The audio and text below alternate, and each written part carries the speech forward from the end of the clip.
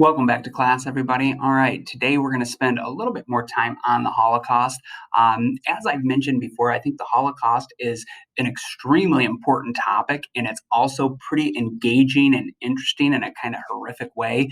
I don't spend tons of time on the Holocaust for this class, though, because we're an American history class, and really even though the Holocaust is definitely worth studying and it's such a tragic episode of history, no Americans died in it. Now America is very much shocked by what the Nazis had done after these camps are liberated, and kind of like you saw yesterday where guys from the American army are coming in and liberating these camps, and we're documenting what we see there and all the bodies and these horrific stories. I think it's safe to say Americans are shocked and outraged, and we do feel like this was a just war, a war that needed to be fought to stop this epically evil regime over there in Nazi Germany. But at the same time, it wasn't Americans didn't really suffer in the Holocaust.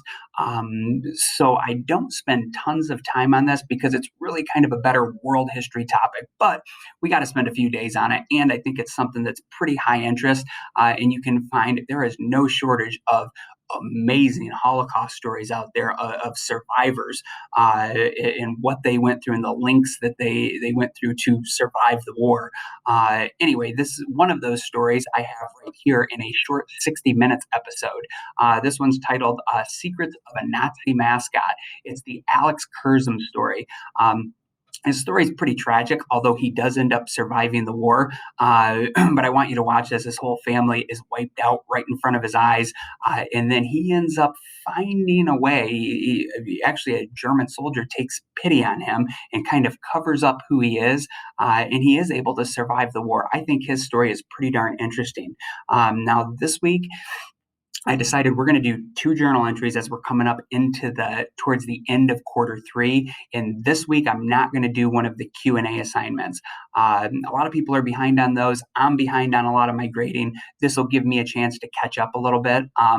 Anyway, I very much look forward to reading your journal entries on the journal entry for number 8 that was all about the concentration camp getting liberated, and I'm going to look forward to reading your journal entries on this one.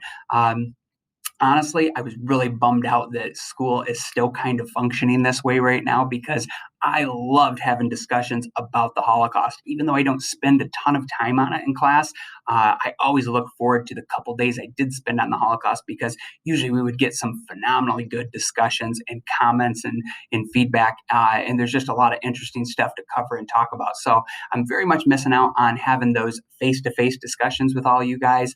And I guess next best thing, I'm just going to have to read your comments in the journal entries. So for the journal entry that we're doing today, journal number 9, and then you can plan on we will do journal 10 next week, the last week of quarter 3, and you'll submit your journal's Google Doc with all 10 journal entries on the journal 10 post that I'm going to put up one day next week.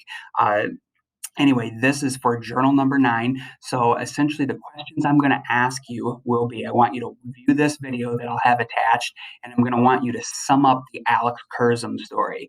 Give me about 3 sentences, just proving to me that you watched it, and you can give me a little bit of feedback as to whether you think his story was interesting or not, or make a few comments to me about it. And then the second thing I want you to do today, I'm going to kind of turn you loose and let you go into what direction you want, essentially, within the scope of the Holocaust. I'm going to have you go do a little research on your own, and I want you to find an article, or you can find like a video online on YouTube where I want you to pick another Holocaust survivor and go kind of review their story quickly, and then you're going to sum that up for me also on the Journal 9 entry. So again, you're going to sum up the Alex Kurzum story after you watch this news segment on him that's 11 minutes long. And then the second thing you're doing, you're going to track down another Holocaust survivor story, just one that interests you. I don't care what you pick on that.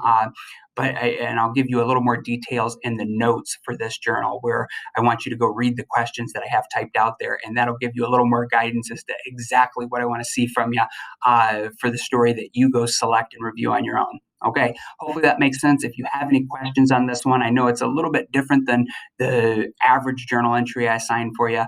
So if you have any questions about it, hit me up. Also, if you're behind on your journals, I recommend strongly that you go back and make those up. We've done, including this one today, you should have 9 total. They should all be on one Google Doc together, and they're going to be submitted next week after we do our 10th one. And remember, journals as a collective whole, when you turn that in, that's 25% of your overall quarterly grade. So don't take a zero on that. Make sure you get them done. If you don't have them all done, get caught up ASAP on those.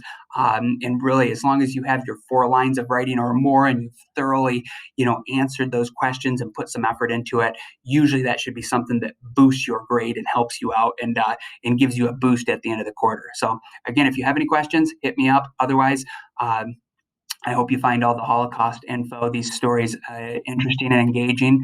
Yeah, good luck with it. Bye.